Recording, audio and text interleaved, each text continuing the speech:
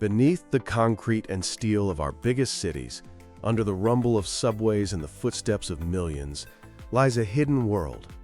Not a world of myth, but of history. Entire cities, buried and forgotten, are layered right under our feet. How do we find them? How do we read their stories without tearing our own world apart? Today, we're digging into the fascinating science of urban geoarchaeology, the discipline that peels back the layers of time to reveal the secret lives of ancient metropolises. When you think of archaeology, you probably picture dusty digs in remote deserts or jungles. But urban geoarchaeology happens right in the middle of the urban chaos. It's a hybrid science, a mashup of geology and archaeology. While archaeologists look for artifacts, pottery, tools, coins, geoarchaeologists study the ground itself. The soil, the sediment, the rock. In a city, this ground is a complex tapestry called anthrosol, or urban soil. It's a man-made archive, thousands of years in the making, packed with everything from building rubble and household trash to the microscopic traces of ancient food and forgotten industries. The main goal is to read this archive by studying its stratigraphy. Stratigraphy is just a fancy word for layers. Think of the ground beneath a city like a giant, messy layer cake. Each layer tells the story of a different era. Geoarchaeologists can see the layers of construction, demolition, fire, flood, and rebuilding. They can tell when a neighborhood was thriving and when it was abandoned. In the ancient Near East, this process created huge mounds called tells, where new cities were built directly on the ruins of old ones for millennia. While not every city has a classic tell, this principle of vertical buildup is universal. The deeper you dig, the further back in time you go. So how do you explore this layer cake without a city-sized cake knife? You can't just start digging up Times Square or Piccadilly Circus. This is where a high-tech toolkit comes in. First up is geophysical surveying, the art of seeing underground. One of the star players is ground-penetrating radar, or GPR. It works by sending radar pulses into the ground and listening for the echoes. Different materials reflect the signal differently, allowing scientists to create stunning 3D maps of what's hidden below.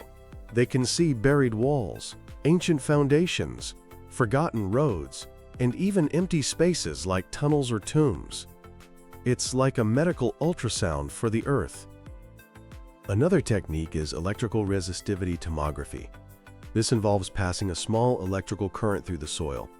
A buried stone wall resists electricity much more than damp earth. So by mapping these differences in resistance, archaeologists can pinpoint hidden structures. But it's not all about looking down. Sometimes you need a bird's eye view. This is where LiDAR comes in. LiDAR, which stands for light detection and ranging, is often flown on drones or airplanes. It shoots millions of laser pulses at the ground, creating hyper-detailed 3D maps of the surface. Its superpower is the ability to digitally filter out all the vegetation. This bare earth view has been revolutionary, revealing the faint outlines of ancient cities and road networks in places like Cambodia and Central America, completely invisible from the ground. On a smaller scale, terrestrial 3D laser scanners create perfect digital replicas of excavation sites and fragile artifacts. This is crucial for documenting the complex layers of a dig before it's backfilled, allowing scientists to revisit the site virtually years later. And finally, the investigation goes microscopic. With a technique called soil micromorphology, scientists take intact blocks of soil, encase them in resin, and slice them paper thin. Under a microscope, these slices reveal an incredible story.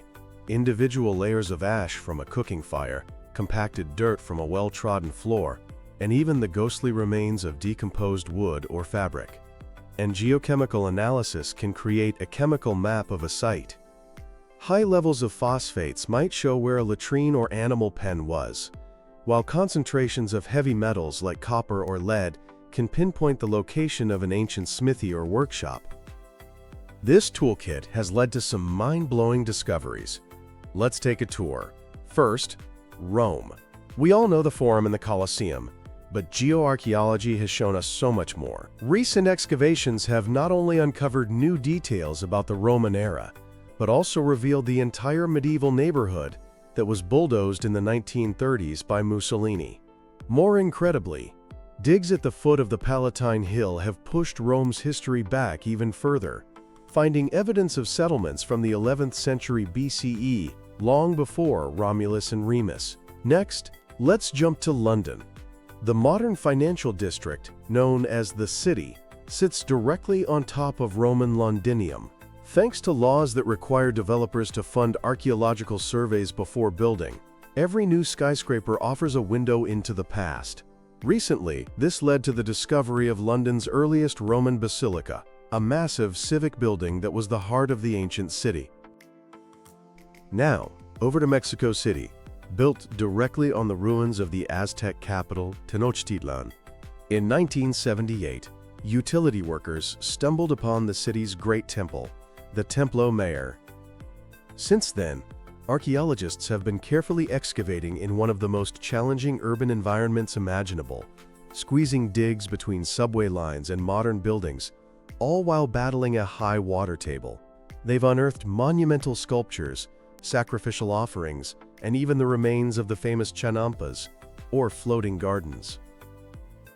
Finally, Istanbul, a city that was the capital of both the Byzantine and Ottoman empires.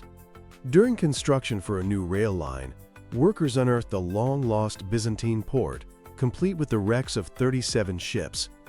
But as they dug deeper, they found something even more astonishing: a Neolithic settlement, 8,500 years old. These projects show how a city's history is a dense, multi-layered book, with each chapter built on the last. Of course, this work isn't easy. The biggest challenge is the race against time. Urban archaeologists are in a constant battle with development.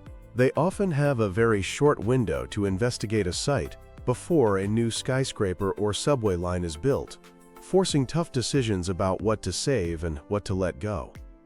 It's a delicate balancing act between progress and preservation. But the future of the field is bright, and it's getting even more high-tech. Artificial intelligence and machine learning are now being used to analyze massive data sets, from satellite images to historical maps, to predict where undiscovered sites might be. This helps archaeologists focus their limited time and resources more effectively. The future is also more collaborative. To truly understand a city, archaeologists are working more closely with historians, architects, and sociologists. And perhaps most excitingly, the future is more democratic. The rise of citizen science means you don't have to be a professional to contribute. People from all over the world can help researchers by analyzing satellite imagery or transcribing old documents from their own computers, becoming part of the discovery process. The cities we call home are more than just concrete and glass. They are living museums, with a deep, complex history written into their very foundations. Urban geoarchaeology gives us the key to read that history, reminding us that the past is never really gone. It's an integral part of our present, offering lessons in resilience, sustainability, and what it means to live together. So the next time you're walking through a city, remember that you are treading on layers of stories, on silent cities waiting to be rediscovered, and that just beneath your feet, scientists are working to bring that hidden world to light.